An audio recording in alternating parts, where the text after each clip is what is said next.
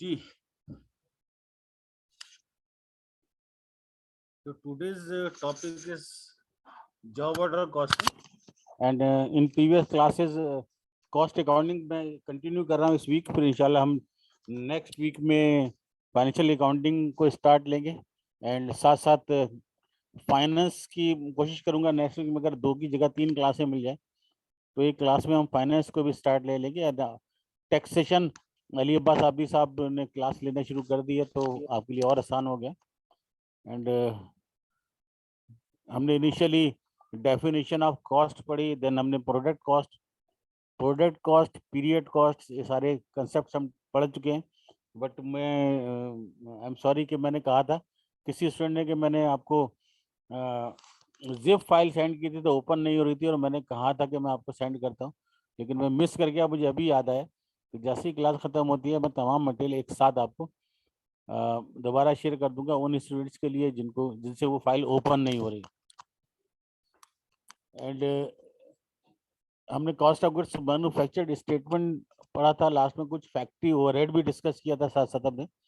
और अब हम क्लियर है कि नॉर्मल कॉस्टिंग और एक्चुअल कॉस्टिंग में क्या डिफरेंस है। एक्चुअल कॉस्टिंग में प्रोडक्ट की कॉस्ट कैलकुलेट करते वक्त आप डायरेक्ट मटेरियल और डायरेक्ट लेबर एंड फैक्ट्री तीनों एलिमेंट्स ऑफ कॉस्ट को एक्चुअल पर रिकॉर्ड तो करते ही एक्चुअल पर है, बट प्रोडक्ट की कॉस्ट की कैलकुलेशन के लिए भी एक्चुअल डाटा हमने लिया था। जबकि नॉर्मल कॉस्टिंग में हमने फैक्ट्री ओवरहेड अप्लाइड जो है वो यूज़ किया था, एस्टिमेशन किया था फैक्ट्री ओवरहेड का कैपेसिटी की बुनियाद पर। एंड उसके लिए अगेन डाटा एक्चुअल ही रिकॉर्ड होता है। जब रिकॉर्डिंग करते हैं, एंट्रियां बनती हैं तो डाटा एक्चुअल रिकॉर्ड होता है। बट हम करते ये हैं कि जब प्रोडक्ट की कॉस्ट कैलकुलेट करते हैं या cost of goods manufactured statement prepare करते हैं, देन फिर हम यूज़ करते हैं डायरेक्ट मटेरियल और डायरेक्ट लेबर को एक्चुअल पर। फैक्ट्री ओवरहेड हम अप्लाइड लेते हैं, जो हमने बेसिस 5 पढ़े थे, जिसमें हमने पढ़ा था डायरेक्ट मटेरियल की कॉस्ट बेस हो सकती है, direct material quantity, direct labour hours, direct labour cost and machine hours. ये 5 बेसिस हमने डिस्कस किए थे, उसकी बेसिस पर प्रोडक्ट कॉस्ट कैलकुलेट कर रहे थे। और साथ साथ हमने बात की थी कॉस्ट एक्यूमुलेशन सिस्टम की। तो कॉस्ट एक्यूमुलेशन सिस्टम 2 तरह के थे, periodic cost accumulation system and perpetual cost accumulation system. Period cost accumulation system जो है वो छोटे small businesses, cottage industry type का जो कॉस्ट आपके कहना चाहिए कि कॉस्ट उसकी कॉस्ट को बेयर नहीं कर सकते, डाटा रिकॉर्ड करने की कॉस्ट को मेंटेन नहीं कर सकते, बेयर नहीं कर सकते, तो वो जनरली उनका जो सारा डाटा होता है वो स्कैटर्ड फॉर्म में मौजूद होता है। जनरल में मौजूद है, लेजर में मौजूद है, बट अलग अलग स्कैटर्ड होता है। परचेजेस को अलग रिकॉर्ड किया, रिटर्न को अलग रिकॉर्ड किया, ट्रांसपोर्टेशन को अलग रिकॉर्ड किया। देन हम मर्चेंडाइज एंडिंग और बिल्डिंग एंडिंग को कैलकुलेट करते हैं, वही अगले साल ओपनिंग बनती है। तो इन्वेंट्री वैल्यूएशन एक टॉपिक होता है फाइनेंशियल अकाउंटिंग का, और वही इन्वेंट्री वैल्यूएशन सेम यूज होता है कॉस्ट अकाउंटिंग में भी। फर्क सिर्फ होता है कि फाइनेंशियल अकाउंटिंग में जो इन्वेंट्री है उसे हम मर्चेंडाइज इन्वेंट्री कह रहे हैं, the things in which of हम डील्स, या जो आप बेचने के लिए खरीदते हैं, जबकि मैन्युफैक्चरिंग बिजनेस में रॉ मटेरियल इन्वेंट्री होती है, फिनिश गुड्स इन्वेंट्री है, and cost of finish goods, raw material and work in process inventory होती है। तो मैं थोड़ा सा इंट्रीज की तरफ जाऊंगा पहले। Periodic cost system, job order costing में इंट्रीज भी पूछते हैं, एंड सारा क्लियर करेगा आपको, ये कंसेप्ट को क्लियर करेगा। वैसे तो माशाल्लाह पढ़ा हुआ भी है पहले, स्टूडेंट्स ने कुछ ने हमारे ओल्ड स्टूडेंट हैं वो भी कर चुके हैं, बट ये रिकॉर्ड रिपीट हो जाएगा। Periodic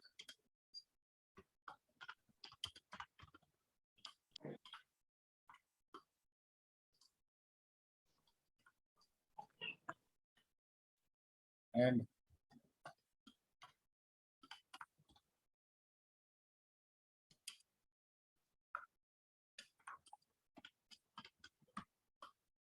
periodic cost accumulation and perpetual cost accumulation. तो फर्स्ट ट्रांजैक्शन स्टार्ट होगी परचेज्ड रॉ, मैंने लास्ट क्लास में किया था उसको रिपीट कर रहा हूँ क्योंकि मैं अब कॉस्ट अकाउंटिंग के पॉइंट ऑफ व्यू से जा रहा हूँ। Purchase raw material 1,50,000 for example. Entry purchases debit, account payable credit. Periodic system में आपकी एंट्री होती है, तो हम थोड़ा सा कॉमन स्टाइल में ले जाए, मुझे अजीब सा लगता है इसके बगैर।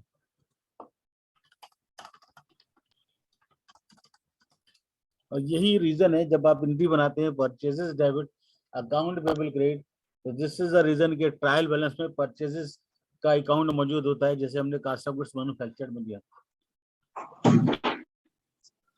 बट परचेज सिस्टम में हमारी एंट्री होगी raw material debit, account payable credit. तो purchases account is replaced by raw material account.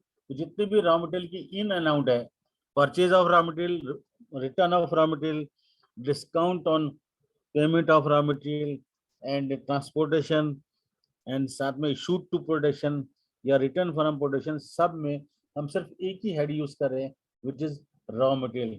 तो देन वो जो प्लस माइनस हमें एंड में करना पड़ता था, वो ऑटोमेटिकली लेजर पोस्टिंग करेंगे तो ऑटोमेटिकली इंक्रीज और डिक्रीज जनरल से हो गया और उसका फाइनल बैलेंस भी आ जाएगा। तो ये 1,50,000।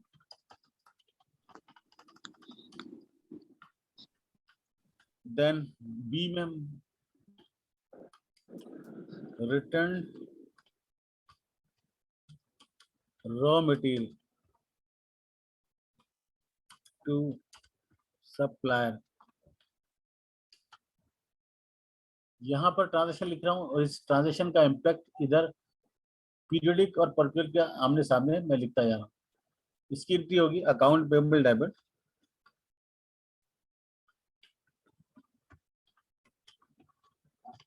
रिटर्न एंड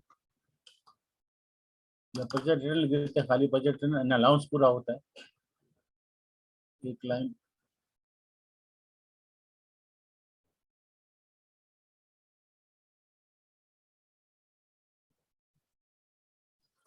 ये मैंने गड़बड़ कर दी, यहाँ लिखना था, इसको यहाँ लिखना, अब सही है।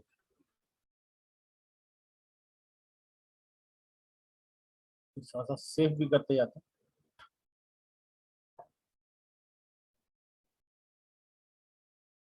तो मैं हर दफा कहता हूँ कि मैं दूसरे सिस्टम में बैठूंगा, बट मैं यहाँ इजी होता हूँ तो यहीं रह जाता हूँ, ये थोड़ा सा स्लो है, तो हम इसको सेव थोड़ा लेट करेंगे। Let's say 10,000। Then in this case आपकी एंट्री में account payable decrease by 10,000, but credit करेंगे आप रॉ मटेरियल को।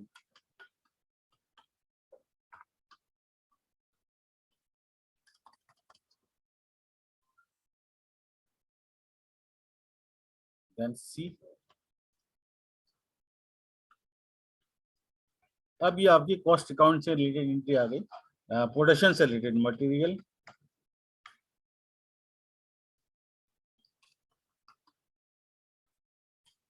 issued to production,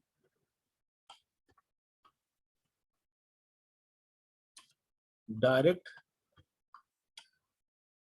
80,000 and indirect 10,000।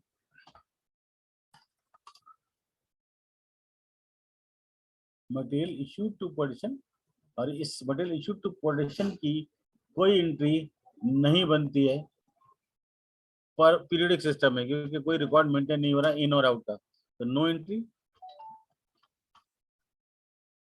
But perpetual inventory system में जो आपको करनी है जॉब ऑर्डर में, प्रोसेस में, स्टैंडर्ड कॉस्टिंग में, इन ऑल केसेस आपकी एंट्री होगी work in process debit factory overhead control debit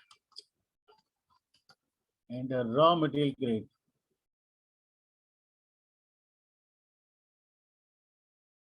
80,000 and और आपको हमेशा याद रखना है कि जब भी जॉब ऑर्डर, कोई भी जॉब ऑर्डर प्रोसेस या जो भी कॉस्टिंग हम कर रहे हैं और जब जनरल बनाते हैं, जब भी मटेरियल इश्यूड टू प्रोडक्शन होगा, इसकी एक रिक्वेजिशन आती है प्रोडक्शन मैनेजर या प्रोडक्शन डिपार्टमेंट से, रिक्वेजिशन रेज होती है जो स्टोर कीपर के पास जाती है और स्टोर कीपर ये मटेरियल इशू करता है। एंड जब ये इशू होता है तो उसे हमें पता होता है कि ये मटेरियल किस वर्क के लिए आ रहा है, तो किस जॉब के लिए आ रहा है, किस प्रोडक्ट के लिए आ रहा है। तो हम लिखते हैं work in process job number this job number. तो जॉब ऑर्डर चुके मैं अभी डिस्कस करूंगा आपसे। तो अभी फिलहाल याद रखिए कि ये प्रोसेस में आपका डेबिट कर दिया, यानी हम टी अकाउंट बनाएंगे, रॉ मटेरियल का भी बनेगा टी अकाउंट ऑटोमेटिक। जब एंट्री बन रही है तो T account work in process का भी बनने वाला है। बट कोई एंट्री नहीं बनती पीरियोडिक इन्वेंटरी सिस्टम में। सिमिलरली अगर रिटर्न आता है प्रोडक्शन से, मटेरियल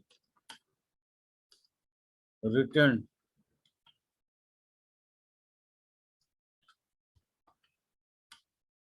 फ्रॉम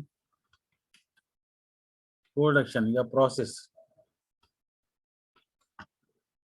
तो आपको पता होना चाहिए कि इसमें डायरेक्ट कितना है।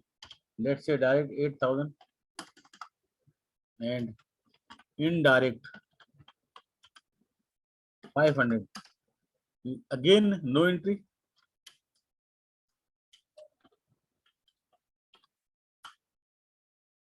बट यहाँ पर रिवर्स हो जाएगी एंट्री।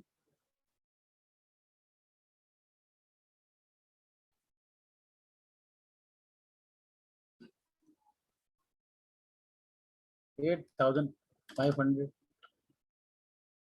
8,500। इन्वेंट्री वैल्यूएशन में भी ऐसे ही होता है कि जब भी कोई एंट्री हम बनाते हैं मर्चेंडाइज इन्वेंट्री की, तो हम परचेजेस नहीं लिखते, मर्चेंडाइज इन्वेंट्री रॉ मटेरियल की जगह सिर्फ मर्चेंडाइज इन्वेंट्री लिख लेते हैं। तो वो परपेचुअल इन्वेंट्री सिस्टम होता है। इसीलिए जो इनकम स्टेटमेंट के क्वेश्चन है वो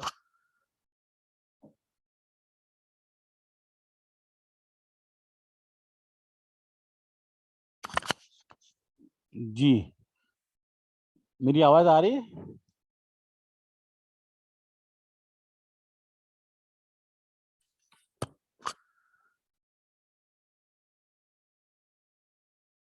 ओके। हाँ नहीं, वो कुछ फ्लक्चुएशन हुई शायद, तो मुझे लगा कि डिस्कनेक्ट तो नहीं हो गया, तो इसलिए मैंने पूछा। जहाँ भी आपको कंफ्यूजन हो साथ साथ पूछ लीजिएगा। ये सारा इन्वेंट्री के वाले था। अब होगा क्या कि कितना रॉ मटेरियल यूज हुआ,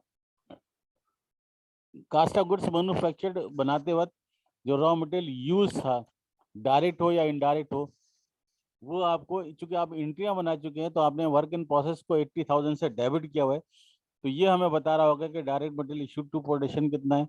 इसमें से 8,000 वापस भी आ गया, तो ये एंट्री का टी अकाउंट से हमें पता लग जाएगा कि हमने वर्क इन प्रोसेस में प्रोडक्शन में कितना मटेरियल यूज किया। जबकि पीरियडिक सिस्टम में आपको अलग अलग डाटा दिया होगा, रॉ मटेरियल बिगिनिंग अलग लिखी हुई है, एंडिंग अलग मौजूद है। जब तक एंडिंग आप काउंट नहीं कर लेंगे उस तक आप रॉ मटेरियल यूज कैलकुलेट नहीं कर सकते, क्योंकि हम कोई एंट्री ही नहीं बना रहे। तो चलिए आपने सिर्फ परचेजेस को अलग रिकॉर्ड किया, तो यहाँ प्लस माइनस करके जिस तरह हमने पहले किया था आप कैलकुलेट करते हैं। बाकी सॉरी परपेचुअल सिस्टम में ये सारा डाटा मेंटेन हो रहा है। तो ये रॉ मटेरियल से रिलेटेड मैंने आपको ये बता दिया। आप फोकस करेंगे परपेचुअल इन्वेंटरी सिस्टम को। तो रॉ मटेरियल आपने देख लिया। अब मैं जा रहा हूँ आगे की तरफ। रॉ मटेरियल के बाद अगला पार्ट क्या होगा, इसको मैं कॉपी कर लेता हूँ डाटा को, ताकि आपको ये मैंने कॉपी कर लिया।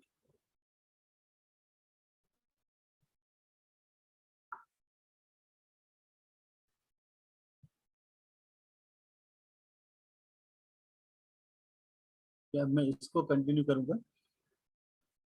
ये वाला पार्ट आपका सारा का सारा रॉ मटेरियल से रिलेटेड था। रॉ मटेरियल एंड प्रोडक्शन में दूसरा एलिमेंट होता है direct labour. First is raw material,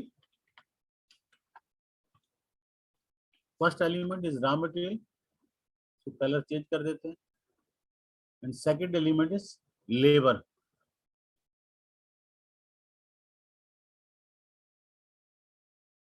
तो अब याद रखिए कि किसी भी फैक्ट्री में सैलरीज, वेजेस एक्सेट्रा ये सारी की सारी प्रिपेयर होती हैं अकाउंट्स डिपार्टमेंट में।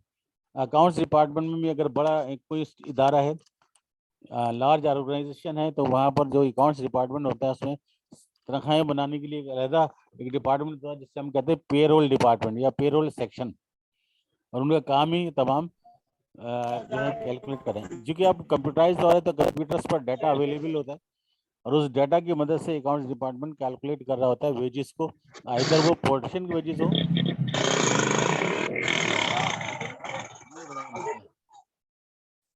किसका स्पीकर है? शाह आलम साहब क्या हो रहे हैं?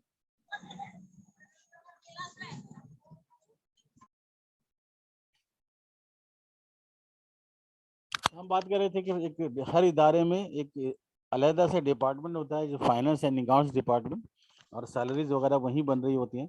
तो किसी भी कंपनी में चूंकि प्रोडक्शन भी हो रही है, फैक्ट्री भी मौजूद है, ऑफिस भी मौजूद है, ऑपरेटिंग एक्सपेंसेस भी हैं, तो इन तमाम का डाटा चला जाता है अकाउंट्स में, और अकाउंट्स जो है वो तमाम सैलरीज बना रहा होता है ब्रांच वाइज हो या। तो इसके लिए ये सारी सैलरीज अब बनेगी तो किस तरह से होगी कि जो सेलिंग और डिस्ट्रीब्यूशन एक्सपेंसेस हैं, आपने पढ़ा होगा सैलरीज एक्सपेंस डेबिट अकाउंट पे सैलरीज पेबल क्रेडिट, वही कंसेप्ट मैं यहाँ ला रहा हूँ कि जो एडमिनिस्ट्रेटिव सैलरीज हैं उसमें हम लिखते हैं सैलरीज एक्सपेंस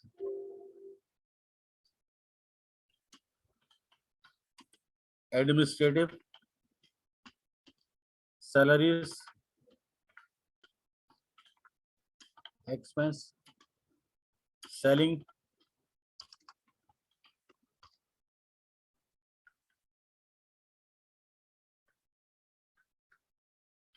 टाइपिंग में कोई एरर हो देख लीजिएगा, ये भी सैलरीज आ गई सारी। इसके बाद जो फैक्ट्री की सैलरीज होती हैं, फैक्ट्री की सैलरीज चूंकि फैक्ट्री ओवरहेड का पार्ट है उसे हम फैक्ट्री ओवरहेड पे ले जाएंगे, और जो डायरेक्ट लेबर है, डायरेक्ट लेबर का रिलेशन होता है प्रोडक्शन के साथ, तो डायरेक्ट लेबर के लिए हम लिखते हैं work in process.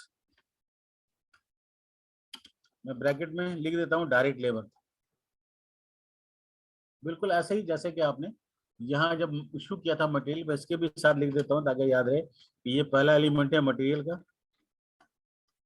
Work in process debit material से, वर्क इन प्रोसेस अब मैं डेबिट कर रहा हूँ फैक्ट्री लेबर से, एंड जो फैक्ट्री के अदर सैलरीज होती हैं उसको हम लिखते हैं FOH, फैक्ट्री सैलरीज। ये ब्रैकेट में जो लिख रहा हूँ ये लिखना नहीं होता आपके अंडरस्टैंडिंग पर्पज से। ये जो सारी सैलरीज है, मिसाल के तौर पर ये 1 लाख है, ये 1,20,000 है, एंड लेबर जो है 4,50,000 है, एंड 50,000 की फैक्ट्री की सैलरीज है। तो ये सारी जो सैलरीज हैं इसकी जो प्रिपरेशन है वो अकाउंट्स डिपार्टमेंट में हुई, इसे हम पेरोल डिपार्टमेंट भी कहते हैं, और हम एक्रूड पेरोल क्रेडिट कर देते हैं। अब मुख्तलिफ बुक्स में मुख्तलिफ टर्म्स लिखी होती है, कहीं पेरोल पेबल लिखा होगा, कहीं कुछ और लिखा होगा, पर्पज वही है, ये वही एंट्री बन रही है salaries expense debit salaries payable credit. ये सारी जब आपने बना ली तो इसकी पेमेंट होगी, एंड इसके लिए लेबर अकाउंटिंग मौजूद है, पूरा एक चैप्टर टॉपिक है अकाउंटिंग फॉर लेबर, उसमें सैलरीज की और उसकी पेमेंट होती है। एक जर्नल में आपको कंसेप्ट दे देता हूँ, बहुत ज़्यादा हमें ज़रूरत नहीं पड़ेगी, कि जब पेरोल की पेमेंट होती है तो ये जो पेरोल आप पे कर रहे हैं इसमें से कुछ डिडक्शंस भी होती हैं। वो क्या डिडक्शंस होती हैं? इनकम टैक्स डिडक्ट होता है, तो इनकम टैक्स डिडक्ट होगा। अगर किसी का है एलिजिबल है कि उसका टैक्स काटा जाए, दूसरे कुछ ड्यूज हो सकते हैं, किसी ने लोन लिया हुआ वो डिडक्शन होगी। इसी तरह कुछ कंपनीज में प्रोविडेंट फंड स्कीम होती है तो प्रोविडेंट फंड इसमें से डिडक्ट होता है। तो ये सारी चीजें इसमें से डिडक्ट करके नेट जो है वो पेमेंट हो जाती है एम्प्लॉइज को। पेमेंट की एंट्री बड़ी सिंपल सी होती है कि मैं एक्रूड पेरोल को डेबिट कर दूं एंड बैंक को क्रेडिट कर दूं। मैं डिडक्शंस पर नहीं जा रहा, लेकिन सिर्फ आपको बता दिया मैंने कि डिडक्शन होती तो माइनस करके नेट हम पेमेंट करते हैं। तो पर्पज है इसमें मेन, अभी जो हम फोकस कर रहे हैं किस पर फोकस कर रहे हैं, इस पार्ट पर, work in process debit and factory overhead debit. तो ये आ गया डायरेक्ट लेबर। थर्ड आइटम है आपका फैक्ट्री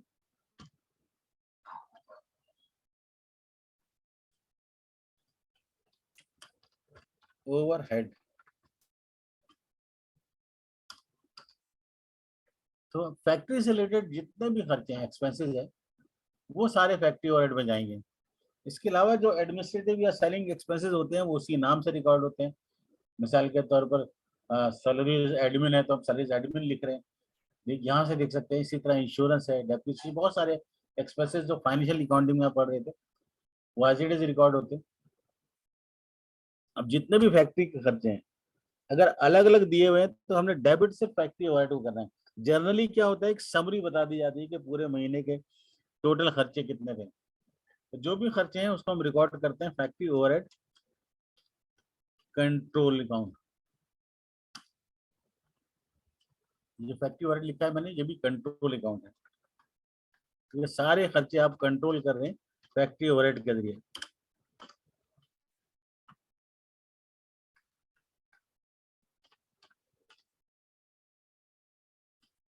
एंड क्रेडिट करते हैं। अब क्रेडिट में भी कुछ बुक्स ने अकाउंट पेबल लिखा है, ठीक है, कुछ एक्रूड एक्सपेंसेस लिख देते हैं। तो जो आपको लिखने की आदत है वो लिख सकते हैं। मेरी आदत है सन्ड्री क्रेडिटर्स लिखने की, जस्ट लाइक अकाउंट पेबल या एक्रूड एक्सपेंसेस। मैं सन्ड्री क्रेडिटर्स इसलिए लिख रहा हूँ, तो ये जो खर्चे हैं इसमें रेंट भी है, इसमें इंश्योरेंस भी है, इसमें यूटिलिटी बिल्स भी है, तो डिफरेंट पार्टीज को पेमेंट करनी है, तो मैं इसलिए उसको सन्ड्री क्रेडिटर्स लिख देता हूँ। तो कुछ बुक ने सन्ड्री क्रेडिटर भी यूज किया। लेट से 3,50,000।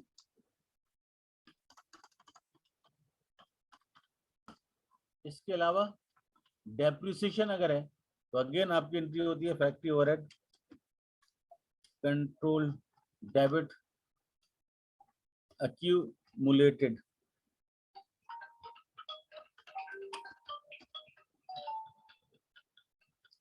Depreciation grade. एक मिनट मेरी कॉल आ रही है, मैं सुन लूं।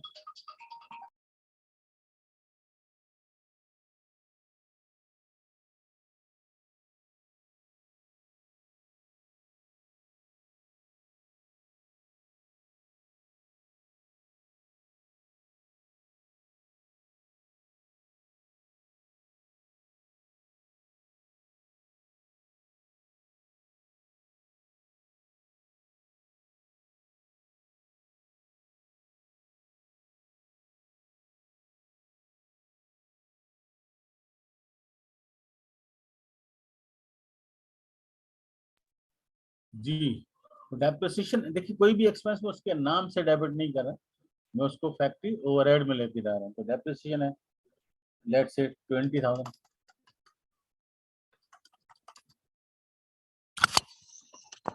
तो फैक्ट्री ओवरहेड को मैं जब बार बार डेबिट कर रहा हूँ तो आप देख सकते हैं कि मैंने डायरेक्ट मटेरियल के साथ इनडायरेक्ट मटेरियल में भी डेबिट किया था फैक्ट्री ओवरहेड कंट्रोल।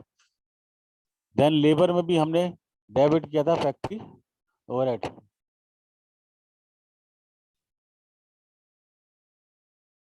नहीं वो अलग है बेटा, ये जो आपने लिखा है ना सैलरीज एक्सपेंस, सेलिंग सेलिंग है तो वो सेलिंग एक्सपेंस है, वो ऑपरेटिंग एक्सपेंसेस का पार्ट है, प्रोडक्ट का पार्ट नहीं है, यानी फैक्ट्री का खर्चा नहीं है।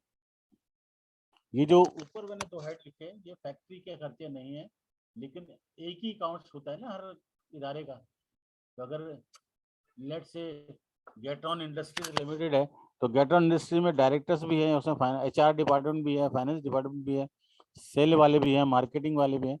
तो उन सब की सैलरीज तो एक ही जगह पर बनेगी ना, इंक्लूडिंग फैक्ट्री। तो ये जो मैंने अभी कलर कर दिया इसका ताल्लुक फैक्ट्री से नहीं था, लेकिन चूंकि लेबर में मैं सैलरीज की एंट्री बनाने जा रहा था तो मैंने ये ले लिया। ज़्यादा 90% ये एंट्रियां नहीं होती हैं क्वेश्चन में, लेकिन एक कॉम्प्रिहेंसिव क्वेश्चन आ जाए तो उसमें हमेशा दिखाना भी होता है। सिर्फ ये जो रह गया ना work in process and factory overhead control, सिर्फ इसको लेना है। ये जो आपने लिखा ना सैलरीज एक्सपेंस सेलिंग, तो सेलिंग का मतलब सेलिंग एक्सपेंसेस है, ये फैक्ट्री ओवरहेड नहीं है। मैंने वो नाम ही अलग रखा है, फैक्ट्री ओवरहेड को फैक्ट्री ओवरहेड के नाम से लिखा है। तो आई होप क्लियर हो गया होगा। Is that clear to you?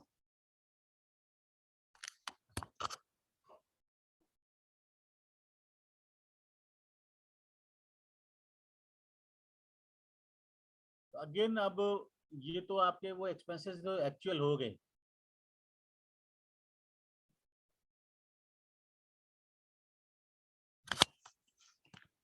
अच्छा शाह आलम साहब, आप अभी फिलहाल इस एंट्री को ऐसे ही याद कर लें, एक्यूमुलेटेड डेप्रिसिएशन क्रेडिट। ये मैं फाइनेंशियल अकाउंटिंग में मेरा अगला टॉपिक डेप्रिसिएशन है, तो जब मैं डेप्रिसिएशन पढ़ाऊंगा तो वहाँ ये क्लियर होगा। एक्चुअली फाइनेंशियल अकाउंटिंग से आ रहा है सीधा सीधा। ये जो जर्नल जो एंट्रीज बना रहे हैं, लेजर बना रहे हैं, टी अकाउंट बना रहे हैं, all are the part of financial accounting. Financial accounting में यही तो सीख कर आते हैं। ठीक है, अभी फिलहाल याद रखें एक्यूमुलेटेड डेप्रिसिएशन को क्रेडिट करना है। क्यों करना है ये डेप्रिसिएशन में पढ़ाऊंगा तो क्लियर हो जाएगा। एडजस्टिंग एंट्रीज बनाई थी ना हमने, depreciation expense debit accumulated depreciation credit, ये वही है।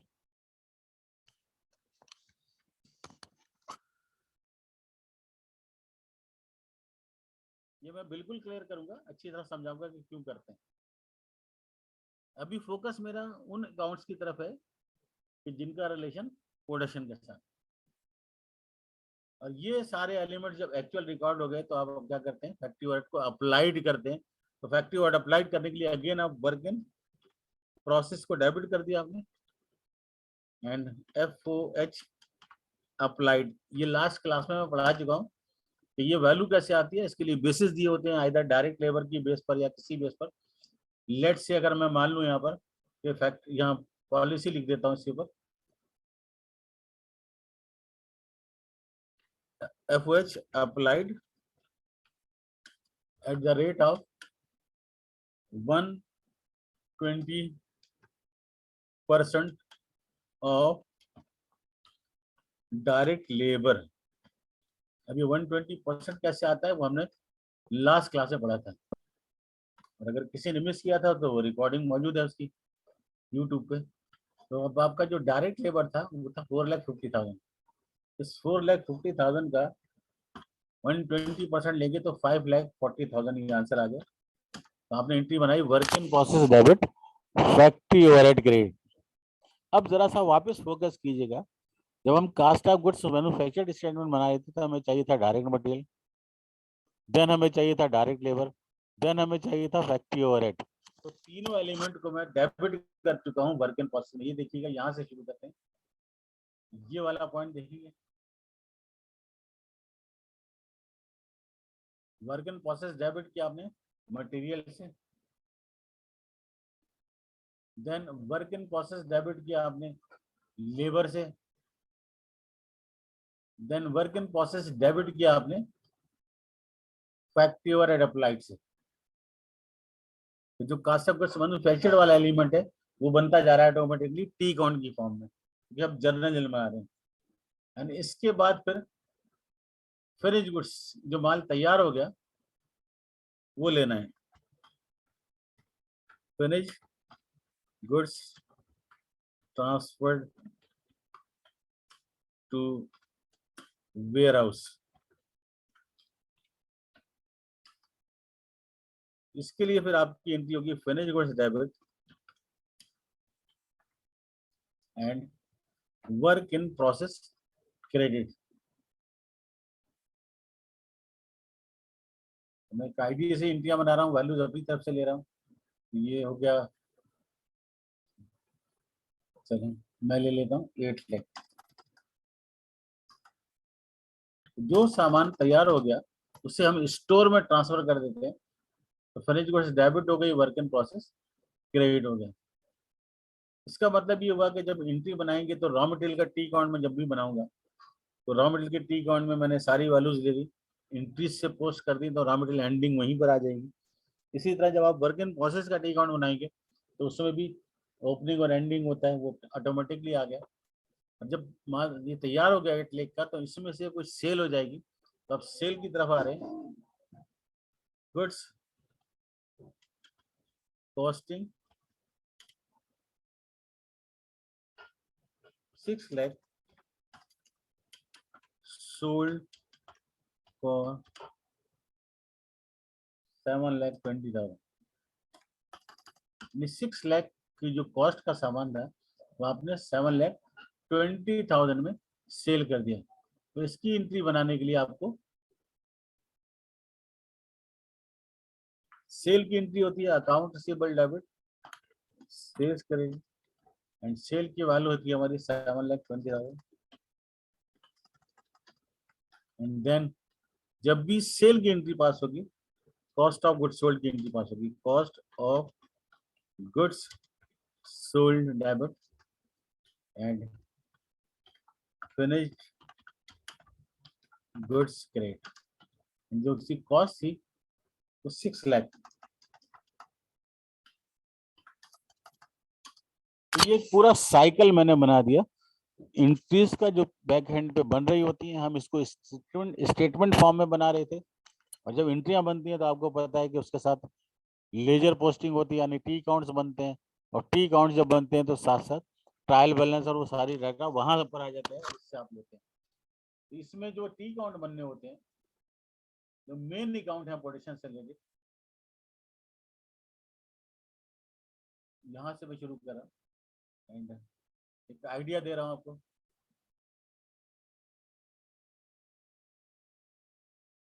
ये सारी टेक्निक्स जो है अकाउंट बनाने की, एंट्रियां बनाने की, हम फाइनेंशियल अकाउंटिंग में पढ़ते हैं। सबसे पहले रॉ मटेरियल का अकाउंट है एंड इसमें बिगिनिंग होता है बैलेंस, बिगिनिंग बैलेंस को हम कहते हैं balance BF, then purchases, purchase of raw material है एंड क्रेडिट साइड में मोटे मोटे आइटम्स लिख रहा हूँ, जब करेंगे तो आपको आइडिया होता जाएगा। यहाँ पर आपके पास होता है परचेज रिटर्न, परचेजेस के साथ ट्रांसपोर्टेशन को भी यही लिखा जाता है, ट्रांसपोर्टेशन है and material issued to production है, तो वर्क इन प्रोसेस में कितना जा रहा है, फैक्ट्री ओवरहेड में कितना जा रहे हैं। और उसके बाद जब इस अकाउंट को आप क्लोज करते हैं यानी बैलेंसिंग करते हैं, तो यहाँ पर आता है इसका बैलेंस कैरिड फॉरवर्ड। कुछ लोग CDBD लिखते हैं, मुझे आदत है F लिखने की, कैरिड फॉरवर्ड बड़ा फॉरवर्ड। तो ये काम अगर इसको आप गौर से देखें, ये स्टेटमेंट की फॉर्म में हम कैसे बनाते हैं, beginning plus purchases plus transportation minus return और इशूड माइनस करके माइनस एंडिंग करते हैं तो इशूड टू प्रोडक्शन आ जाता है। तो ये वही काम टी अकाउंट से ले लिया हमने, जो स्टेटमेंट में हम ले रहे थे, यही काम करते हैं हम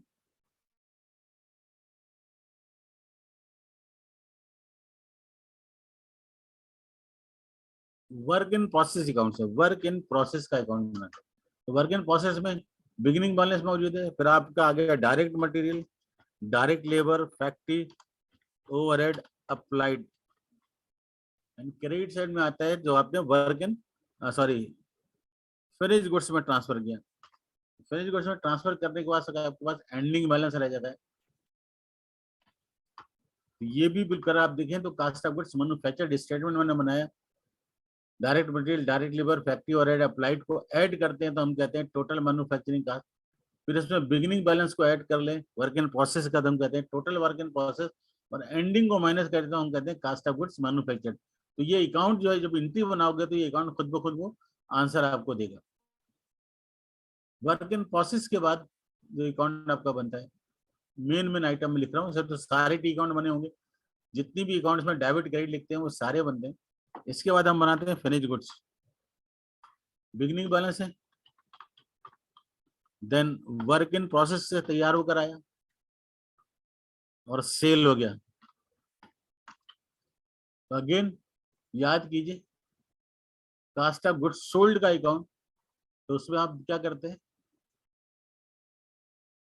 finish goods beginning plus cost of goods manufactured minus ending cost of goods sold. तो वो काम इस अकाउंट ने दे दिया। तो जब ट्रायल बैलेंस बनेगा तो ट्रायल बैलेंस में फिनिश गुड्स का account, cost of goods sold का अकाउंट सारे मौजूद होंगे। And the last important account is cost of goods sold account. In cost of goods sold में वर्क इन प्रोसेस से कास्ट ऑफ गुड्स सोल्ड में debit आ रहे हैं। ये जो अकाउंट्स हैं आपके, ये आपको बताते हैं कि आपके पास परपेचुअल सिस्टम था और सारा रिकॉर्ड मेंटेन हो रहा था। तो आई होप कि साइकिल आपकी समझ में आ गया होगा। Any confusion?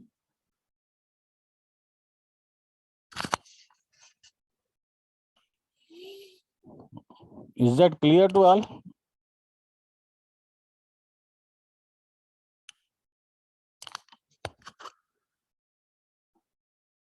Okay, great. Now,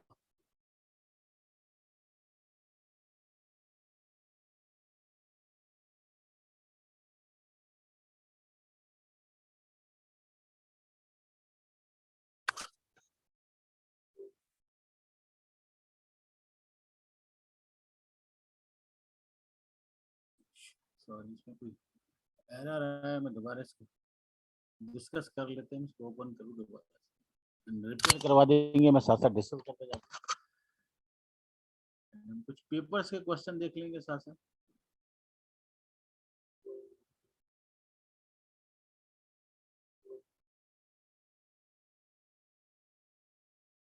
क्या problem?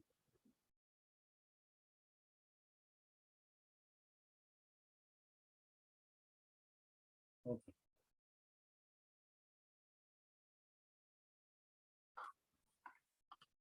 Job order costing. Job order costing में एक्चुअली हम हर आइटम, हर ऑर्डर की कॉस्ट को अलग कैलकुलेट करते हैं। तो for example in a particular month अगर आपके पास 4 डिफरेंट ऑर्डर आए हुए, तो चारों डिफरेंट ऑर्डर 4 डिफरेंट कंपनीज के हो गए, तो जाहिर है कि स्पेसिफिकेशन डिफरेंट हो सकती है एंड सबके साथ प्राइसेस आपकी अलग अलग होगी। तो हर ऑर्डर को अलग उसकी कॉस्ट कैलकुलेट करना जॉब ऑर्डर कॉस्टिंग कहलाता है। बिल्कुल ऐसे ही है कि आपने जो cost of goods manufactured statement बनाया था, वो cost of goods manufactured statement अगर मैं 4 डिफरेंट ऑर्डर पर काम कर रहा हूँ, तो समझ लीजिए कि मैं cost of goods manufactured statement 4 बना रहा हूँ अलग अलग। वो जो वर्क इन प्रोसेस का मैंने टी अकाउंट बनाया था, वो वर्क इन प्रोसेस के 4 टी अकाउंट बना रहा हूँ, ऑर्डर नंबर 1, ऑर्डर नंबर 2। तो जनरली हमारे यहाँ जो गारमेंट एक्सपोर्टर्स हैं, उनके पास अलग ऑर्डर आ रहे होते हैं अब्रॉड से। और पाकिस्तान में सबसे जो ज्यादा यूज होता है, टर्म यूज होती है, अगर कभी आप प्रिंटिंग इंडस्ट्री में चले जाए, वो अगर आपको कुछ प्रिंट करवाना है, तो प्रिंट करवाने के लिए यहाँ नाज़ाबाद में भी शादी कार्ड, बुक्स एक्सेट्रा एक्सेट्रा बहुत प्रिंट होते हैं नाज़ाबाद 2 नंबर में।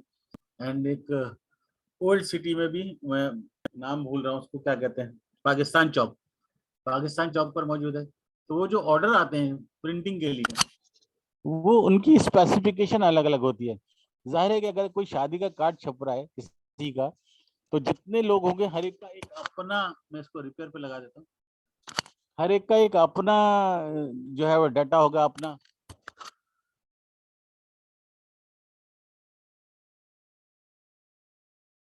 सिस्टम होगा। तो हर ऑर्डर को अलग से ट्रीट होगा। तो अक्सर वहाँ मैं रहा हूँ, करता प्रिंटिंग, हमारी एक बुक प्रिंट हो रही थी, तो वो मैं वहाँ बैठ के देखता था कि हर आदमी जो आ रहा है तो वो कहते थे ये जॉब आ गई है। तो स्पेसिफिक वर्क को जॉब कहते थे। Most suitable where the products manufactured differ in material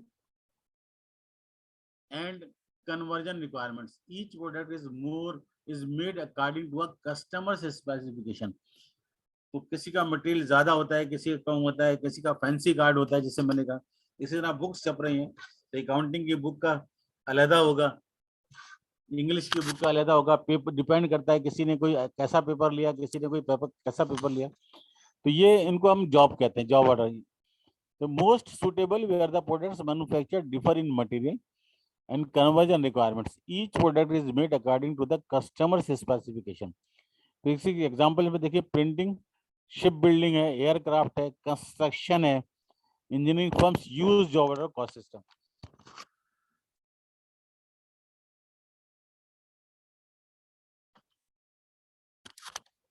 job order costing में 3 बेसिस एलिमेंट्स ऑफ कॉस्ट हैं। Basic, direct material, direct labour and factory overhead. अभी मैं जनरल के जरिए आपको समझा चुका हूँ। Are accumulated according to assigned job numbers.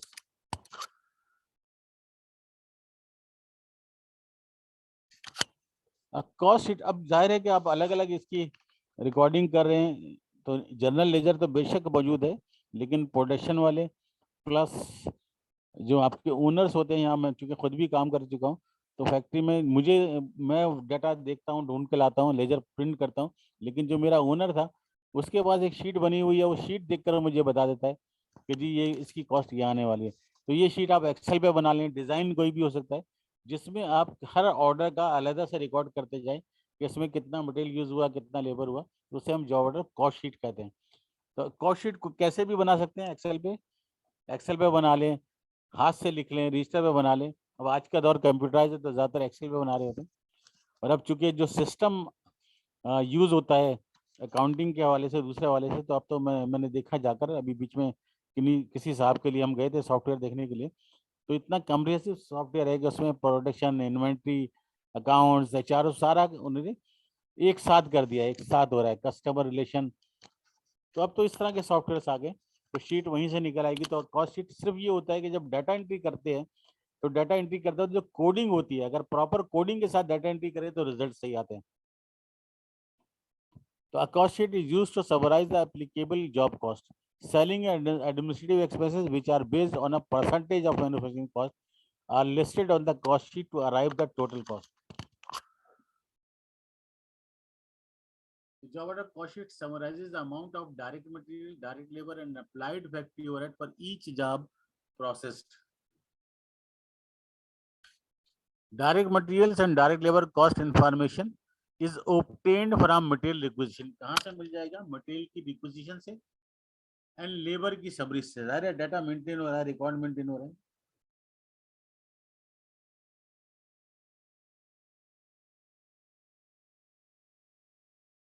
बाद में जाओ जी। And factory overhead is usually applied at the end of the job as are selling and administrative expense. जाहिर है कि जब किसी ऑर्डर की आप कॉस्ट कैलकुलेट करें तो उसमें ना सिर्फ प्रोडक्ट की कॉस्ट होगी, बल्कि आपके जो सेलिंग और एडमिनिस्ट्रेटिव एक्सपेंस है उसका पार्ट भी हम उसमें डालते हैं, ताकि उस ऑर्डर की टोटल कॉस्ट आपको मालूम हो जाए और टोटल सेल आपको गिवन हो, तो उसकी बेसिस पर आप उस पर्टिकुलर ऑर्डर का प्रॉफिट कैलकुलेट कर सकते हैं। ये एक जॉब ऑर्डर कॉस्ट शीट का नॉर्मल सा फॉर्मेट है, जरूरी नहीं कि इसी तरह का फॉर्मेट हर बुक ने दिया हो या फॉलो किया हो। Job number, date initiated, date completed, कितने यूनिट्स कंप्लीट किए, किस डिपार्टमेंट में कंप्लीट हुआ, आइटम का नाम क्या था, ये कुछ डिस्क्रिप्शंस होती हैं शीट पर। अब यहाँ मटेरियल आ गया, डेट का कॉलम भी हो सकता है इसमें, डेट के साथ साथ जब भी material issued to this job है तो यहाँ डेट के साथ रिक्विजिशन नंबर और अमाउंट लिखते जाते हैं। इसी तरह डायरेक्ट लेबर के टिकट नंबर, कितने घंटे काम किया, रेट क्या था। तो डायरेक्ट मटेरियल का ऑप्शन आ गया, डायरेक्ट लेबर एंड फैक्ट्री और अप्लाइड, ये तीनों एलिमेंट्स यहाँ हम डालते जाते हैं जो इस ऑर्डर से मौजूद है। और फिर इसका जो टोटल है वो यहाँ आ गया, डायरेक्ट मटेरियल, डायरेक्ट लेबर और फैक्ट्री और टोटल कॉस्ट आ गई, कितने यूनिट प्रोड्यूस किए वो डाटा इसमें मौजूद है, एंड किस डेट को यूनिट आपने शिप कर दिए, बैलेंस कितना है। इस किस्म की सारी इंफॉर्मेशन एक शीट पर हम बना लेते हैं। It is called job order cost sheet.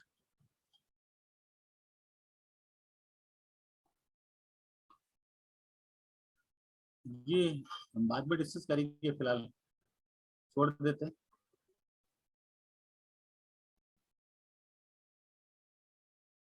छोटा क्वेश्चन में इसमें से दिखा रहा हूँ आपको, आपको आइडिया हो जाए, फिर हम अपने पेपर्स को डिस्कस कर लेंगे।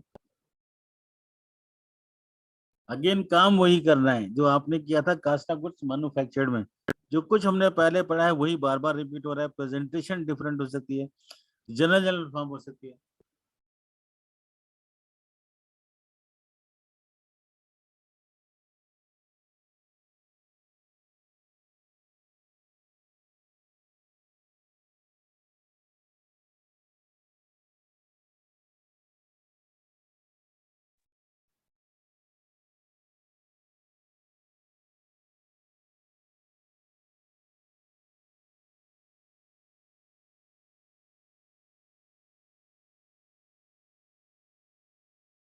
Focus on question number 4।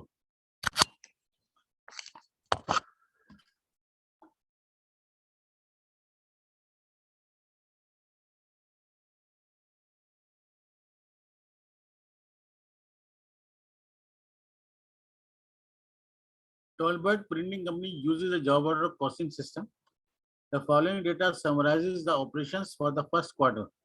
Material purchase on account 1,92,000 and manufacturing wages incurred 87,300. अब देखिए यहाँ material requisition and factory labour used by job breakup दिया हुआ है, तो 1 2 3 4 जॉब्स पर काम हो रहा है एंड इस 4 जॉब में आप देख सकते हैं 20 21 22 23 और हर जॉब में जो मटेरियल इशू हुआ उसकी ब्रेकअप यहाँ दी हुई है एंड जो लेबर यूज हुई है वो आपको दी हुई है। तो जो जॉब नंबर के साथ मटेरियल है उसे हम डायरेक्ट मटेरियल कहेंगे क्योंकि हमें पता है कि ये मटेरियल किस में यूज हुआ। इसी तरह जो लेबर जॉब नंबर के साथ रिलेट कर रही है वो डायरेक्ट मटेरियल डायरेक्ट लेबर है। नीचे देखिए लिखा है journal use, MO means manufacturing overhead. तो जो इनडायरेक्ट मटेरियल है 4,745 वो गिवन है, लेबर गिवन है 7,300। तो ये डाटा है। इसके बाद लिखा है manufacturing overhead cost incurred on account other manufacturing expenses, ये सारे मैं भी जनरल बनवा कर आया हूँ, वो गिवन है। फिर डेप्रिसिएशन ऑन इक्विपमेंट गिवन है। Pre determined overhead is 70% of direct labour cost, ये भी गिवन है यहाँ पर। तो यहाँ तक तो बिल्कुल वही एंट्रियां थी। फिर उन्होंने कहा कि jobs completed during the quarter A20 21 23, 3 jobs complete हो गई। तो अगर मैं A20 ले लूं और इसका मैं कॉस्ट कैलकुलेट करूं तो सिंपली मैं cost of goods manufactured statement बना रहा हूं। मैं डायरेक्ट मटेरियल लूंगा 32,240, labour 18,000, factory overhead applied is 18,000 का 70%। तो ये कास्ट बन गई A20 की। इसी तरह A21 तो अलग अलग कैलकुलेट हमें कर रहे हैं।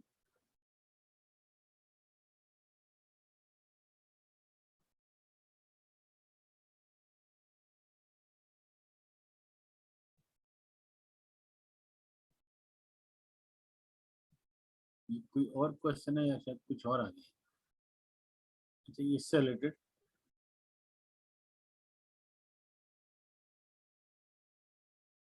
चाहिए।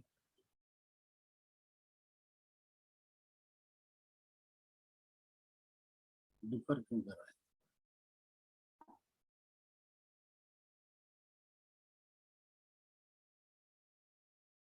ये है, सॉरी वो 3 है, यहाँ पर मैंने 3 डाल दी थी। आप देख सकते हैं जॉब नंबर A20, इसको थोड़ा बड़ा कर ले।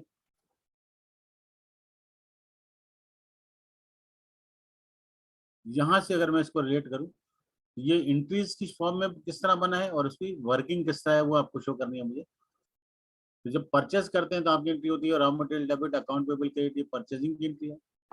एंड पेरोल पेबल, पेरोल बना लिया आपने 87,300 का एंड वर्क, इसमें से एक डायरेक्ट लेबर है वर्क इन प्रोसेस में, फैक्ट्री ओवरहेड कंट्रोल है, रॉ मटेरियल क्रेडिट हो गया, ये work in direct material, direct material, factory overhead and raw material. यहाँ पर आ गया direct labour, indirect labour and payroll. It is other factory overhead, depreciation, ये सारी इंट्रियां मैं बनाकर दिखा चुका हूँ, सिर्फ वर्किंग समझनी है आपने। यहाँ पे देखिए A20 21 22 23 हर जॉब का आपने मटेरियल ले लिया। दूसरा आपने लेबर गिवन, ये दोनों इंफॉर्मेशन गिवन थी, यहां से कॉपी कर रहा हूं मटेरियल लेबर, और ये फार्मूला है फैक्ट्री और अप्लाइड। तो आप देख सकते हैं मैंने क्या किया, A20 में 18,000 का 70% फैक्ट्री ओवरहेड है, A20 में 22,000 का 70%, 15,000 का 20%, इसका 20%। तो अब हर जॉब की टोटल कॉस्ट आ गई, direct material plus direct labour plus factory overhead applied, ये कॉस्ट आ गई। A21 की टोटल कॉस्ट, A22 की टोटल कॉस्ट, A23 की टोटल कॉस्ट। इस तरह से हम कैलकुलेट करते हैं ऑर्डर वाइज कॉस्ट। अब अगर आपसे कहा जाए कि ये वाली 3 कॉस्ट आपने सेल कर दी है, तो सिंपली क्या करेंगे आप, इन तीनों का टोटल करेंगे तो आपकी एंट्री बन जाएगी cost of goods sold debit finish goods करेंगे। तो सेल की एंट्री, कंप्लीशन की एंट्री, वो सारे के लिए टेबल हमने बना लिया और इस टेबल से भी सारा काम करते हैं। अब मैं पेपर की तरफ जा रहा हूँ आपके, और जैसा कि हमें आज बताया, हमारे सारिश हमारे साथ हैं, तो उन्होंने कहा कि हम ये करते हैं कि एक दिन हम डिस्कस करते हैं क्वेश्चंस को, और दूसरी जो सेकंड क्लास है उसमें हम उनको सॉल्व करते हैं। तो इस तरह साथ साथ चलेंगे, तो इंशाल्लाह कोशिश मेरी यही होगी।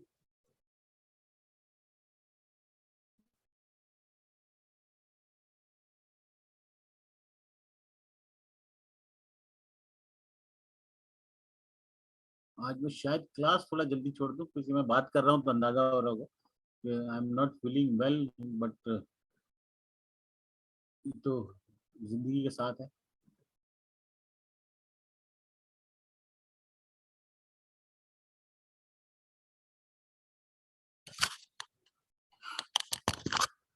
क्वेश्चन नंबर 1 यहाँ मौजूद है।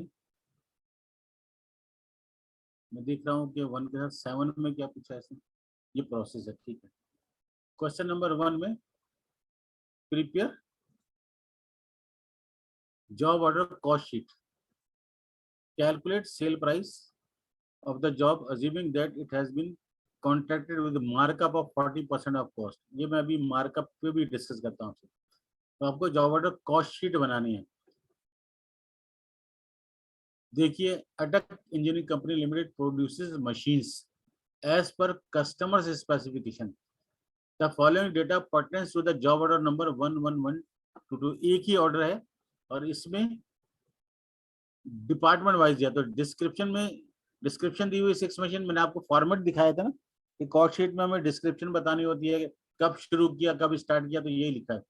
एंडिंग वीक स्टार्ट कब हुआ था, अगर हम उसको ओपन कर लें दोबारा से, साथ साथ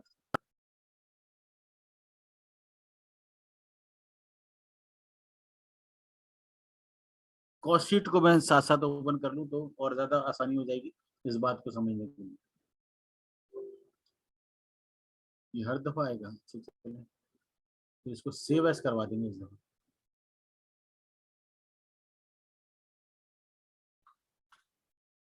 ये आप देख सकते हैं कि इसमें आपको जॉब नंबर गिवन है, किस डेट को स्टार्ट हुआ, कंप्लीट कब हुआ, कितने यूनिट कंप्लीट हुए, डिस्क्रिप्शन क्या थी, डिपार्टमेंट क्या थे, ये सारी चीजें यहाँ दी हुई हैं। तो जो जो इन्फॉर्मेशन अवेलेबल होती है वो हम ले लेते हैं। हमें सिर्फ जॉब नंबर 1122 बनाना है, तो इसकी 6 मशीन बना प्रोड्यूस करनी है। एंडिंग वीक ये है, स्टार्ट सॉरी वीक एंडिंग और वीक एंडिंग दोनों दिया हुआ, कब दिया हुआ है। तो ये देखिए डिपार्टमेंट ए मटेरियल, तो मटेरियल को हम एक साथ लिख जाएंगे। एक मटेरियल ये रहा 4800, इस वीक में 4800 यूज हुआ, इस वीक में 2600 यूज हुआ। तो अब आपने सिंपली करना क्या है कि यहाँ पर रिक्वेजिशन की जगह डिपार्टमेंट का नाम लिख देंगे, और यहाँ अमाउंट मटेरियल की एक आ गई, फिर दूसरी यहाँ गई, तो दोनों अमाउंट 1 बाय 1 इस तरह से आ जाएगा। डेट के साथ आ सकता है, मैंने कहा था डेट होगी, इस डेट को ये मटेरियल इशू हुआ, इस डेट को ये मटेरियल इशू हुआ। मटेरियल मटेरियल इस तरह से आ गए। इसके बाद आपको चाहिए डायरेक्ट लेबर। तो डायरेक्ट लेबर के लिए इन्होंने बताया डायरेक्ट लेबर डिपार्टमेंट ए में 40 पर आवर का रेट है, यहाँ भी 40 पर आवर का रेट है, और यूज किए थे 1200। अगर मैं इसको एक्सेल पे लिखता जाऊँ साथ साथ आपके लिए,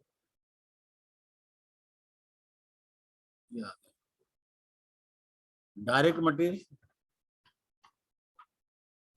डायरेक्ट लेबर, FOH अप्लाइड।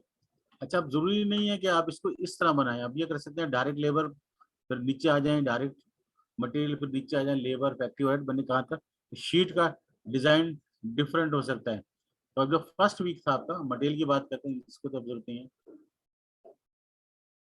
इसको हम क्लोज कर देते हैं, इसकी जरूरत है।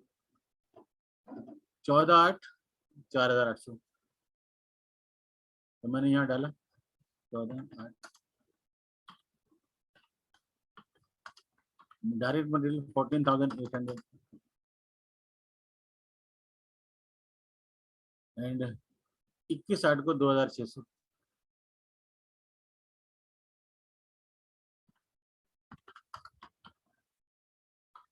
ये आपने इशू कर दिया। देन लेबर आ जाएगा, लेबर 14/8 में 40 आवर्स 1240 रुपए पर आवर और टोटल 1200 घंटे। यहाँ आपने लिखा रेट 1200 घंटे प्लस मल्टीप्लाई बाय दिस, ये आ गई अमाउंट। इसके बाद आ जाइए यहाँ पर 40 आवर्स का रेट है 800 घंटे।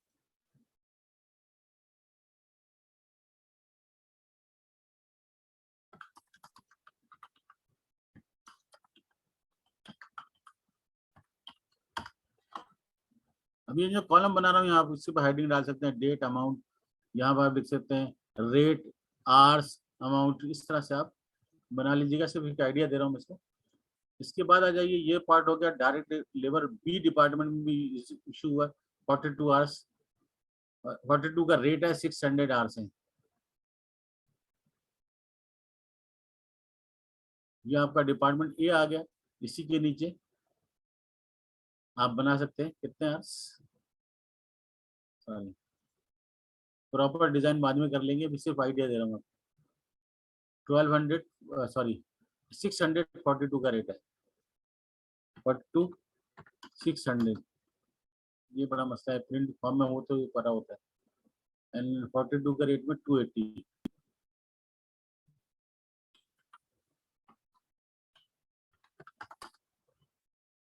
प्लस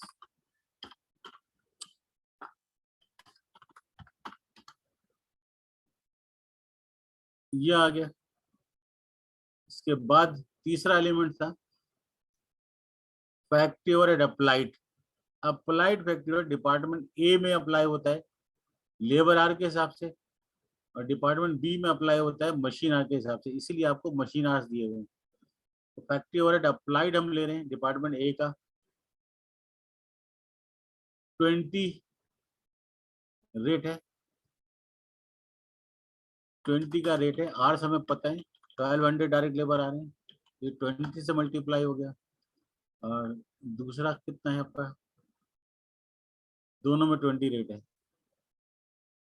यहाँ भी 20 प्लस मल्टीप्लाई बाय 20। अब दूसरे डिपार्टमेंट में जाएंगे तो वहां पर बेस मशीन आ रहा है, तो मशीन आ रहा है आपको दिया हुआ है, रेट दिया हुआ है 18 और 40 400 एंड 240, तो 400 और 240 रेट है इसका 18।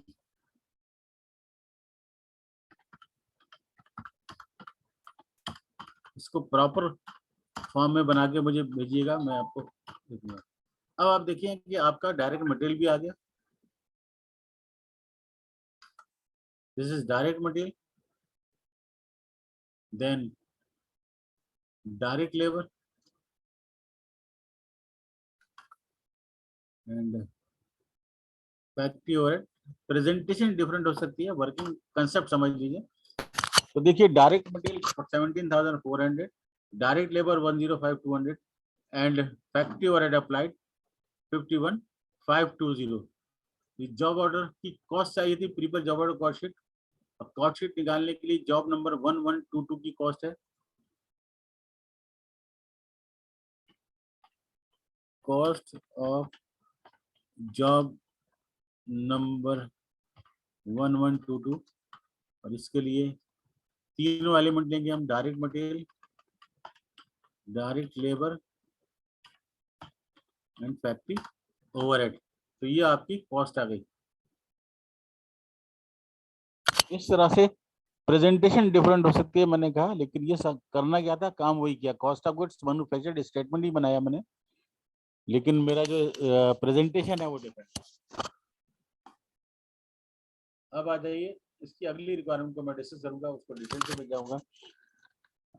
Marketing and administrative cost are charge to each order at the rate of 20% of the cost of goods manufactured.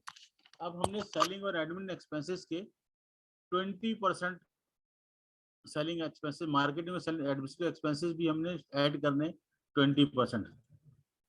ये जो आपने कॉस्ट कैलकुलेट की है, ये कॉस्ट ऑफ गुड्स मैन्युफैक्चर्ड है। ऐड करेंगे 20% selling and admin expenses plus multiply 0.2। ये आपने एक्सपेंसेस ऐड कर लिए। समझ लीजिए मैं इनकम स्टेटमेंट प्रिपेयर कर रहा हूं इस पर्टिकुलर ऑर्डर का। It is your total cost, total cost जिसमें प्रोडक्शन कॉस्ट भी आ गई एंड ऑपरेटिंग कॉस्ट भी आ गई।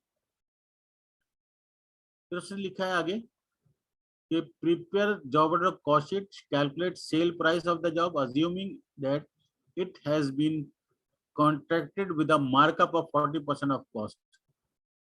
अब इसमें मैं ऐड कर दूंगा 40% मार्कअप, मार्कअप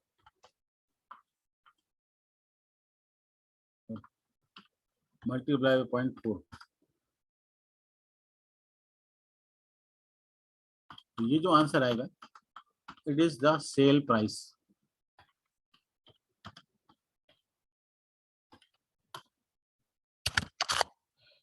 तो आई होप के कुछ आइडिया हो गया होगा, कुछ क्लियर होगा। एक ऑर्डर पे वही काम किया। अब आप देख लीजिए जस्ट लाइक इनकम स्टेटमेंट है कि आपकी सेल है 292,522, आपकी कॉस्ट है 208,944, तो इसमें जो प्रॉफिट है 83,578 का हो गया। ये जो मार्कअप है यही आपका प्रॉफिट है। अगर मैं इसको इनकम स्टेटमेंट फॉर्म में बनाता तो मैं सेल लिखता, सेल में से कॉस्ट ऑफ गुड सोल्ड यानी कॉस्ट ऑफ जॉब माइनस करता, ग्रॉस प्रॉफिट आता, ग्रॉस प्रॉफिट से सेलिंग और एडमिनिस्ट्रेटिव एक्सपेंसेस माइनस करता तो मेरी नेट इनकम आ जाती। ये वही कंसेप्ट है। अब मुझे सिर्फ आपसे ये पूछना है कि इसमें एक टर्म यूज हुई मार्कअप, तो इसको क्लियर कर दूं मैं आपको। Markup rate and gross profit rate, दोनों में फर्क क्या है?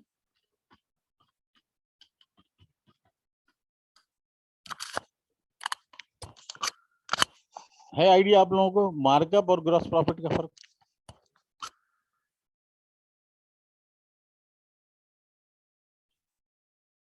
यस या नो कर दें। अच्छा बिल्कुल हानिया, आपने बात सही की कि मार्कअप इंटरेस्ट रेट के लिए यूज होता है, लेकिन यहाँ जो मार्कअप लिखा है उसके मीनिंग कुछ और है।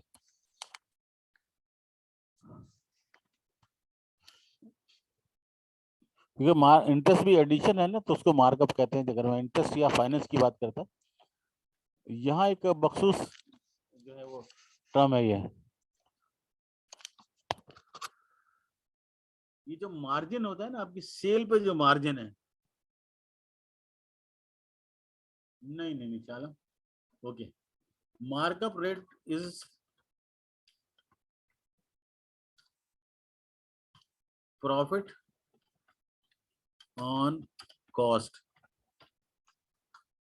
and gross profit rate is profit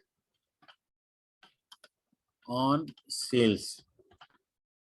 तो जब भी वर्ड यूज होता है ना मार्कअप, तो हम कॉस्ट का परसेंट लेते हैं कि इतने परसेंट प्रॉफिट है, और जब ग्रॉस प्रॉफिट का रेट दिया तो ग्रॉस प्रॉफिट सेल से कैलकुलेट होता है, सेल्स के ऊपर कितना प्रॉफिट होगा। तो इसको इसीलिए कॉस्ट अकाउंटिंग में बहुत ज्यादा कंफ्यूजन होती है कभी कभी। देखिए अगर आपकी सेल्स हैं, लेट से यहाँ ले लेते हैं 1,20,000 और gross profit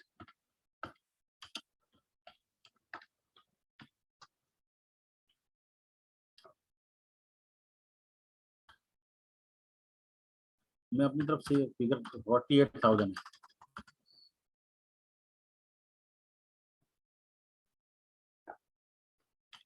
cost of goods sold,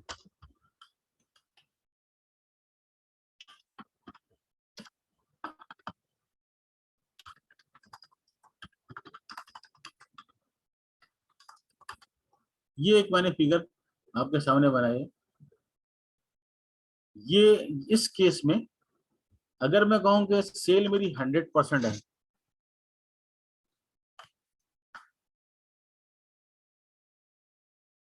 तो ये ग्रॉस प्रॉफिट सेल का कितने परसेंट है, विच इज 40%। और अगर ग्रॉस प्रॉफिट सेल का 40% है तो कॉस्ट ऑफ गुड्स सोल्ड कितने परसेंट होगा, 60%।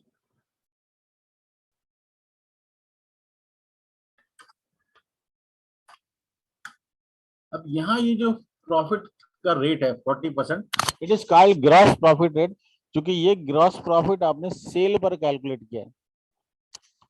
ये जो मार्जिन आपका है ये सेल का 40% है, लेकिन अगर ये मार्जिन सेल का 40% ना हो, कास्ट ऑफ गुड्स सोल्ड का 40% हो, तो उसे हम कहते हैं मार्कअप रेट।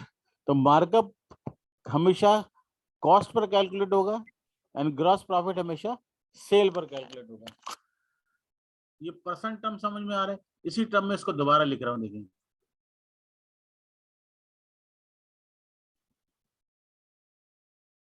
परसेंट टर्म में लिखूंगा ताकि क्लियर हो जाए।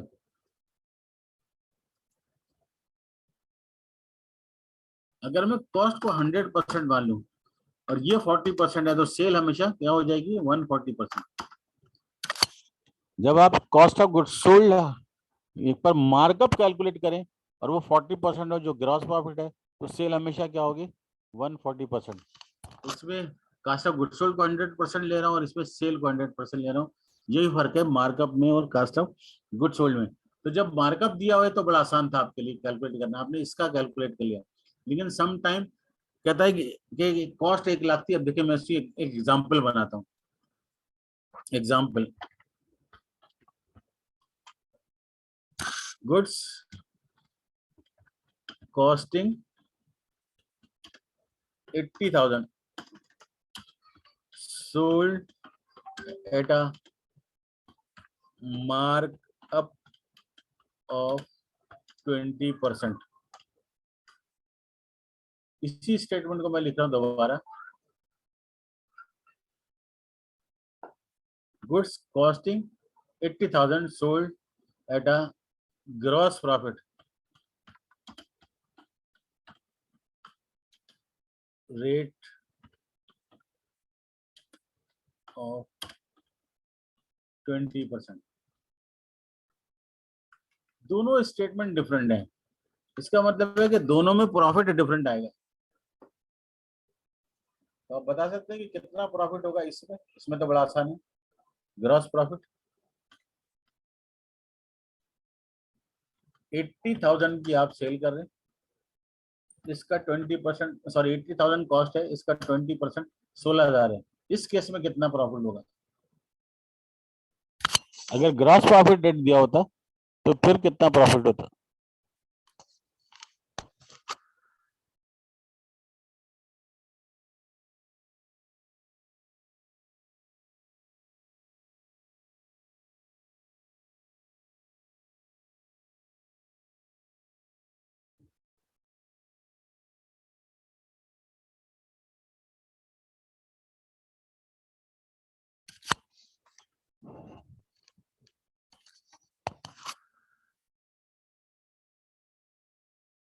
अच्छा इतना ही बता दें कि ये 16,000 से ज्यादा आएगा या कम आएगा।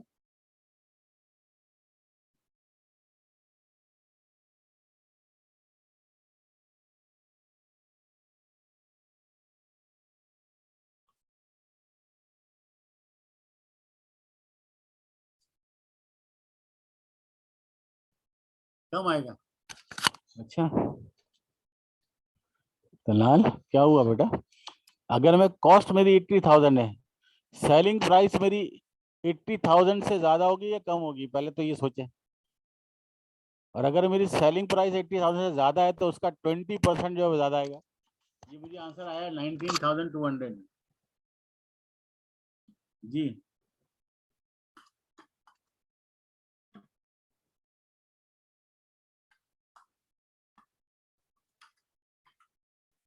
सॉरी जी, जरा बताइएगा कैसे आपने निकाला। ज्यादा ही होगा। तो अब आपको ये जहन में रखना है कि कहीं मार्कअप का रेट दिया होता है, कहीं ग्रॉस प्रॉफिट का दिया होता है। तो मार्कअप का रेट तो बड़ा आसान होता है, कॉस्ट दी हुई है। अब मुझे सेलिंग प्राइस निकालनी है, अगर कॉस्ट 80,000 है, सही है ना, और ग्रॉस प्रॉफिट का रेट 20% है,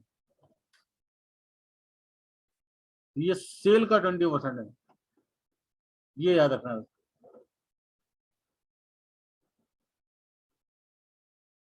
मुश्किल हो गया है कंटिन्यू करना। बहरहाल ये एक पॉइंट मैंने आपके लिए छोड़ा है, और एक पेपर पे और डिस्कस कर रहा हूँ। फिर मुझसे मैंने बताया कि थोड़ा सा पता नहीं 2-3 दिन से अजीब कैफियत है, वैसे ही शुगर ब्लड प्रेशर मेरा रहता है, आई थिंक कुछ शुगर का इम्पैक्ट आ रहा है। एक क्वेश्चन मैं और डिस्कस कर रहा हूँ आज के लिए। मैं 9:30 पर जी सर आप नेक्स्ट डे कंटिन्यू कर ले, कोई बात नहीं, आप रेस्ट करें आज। हम बस एक ये आखिरी पेपर जी डिस्कस सर, मैं कहने वाला।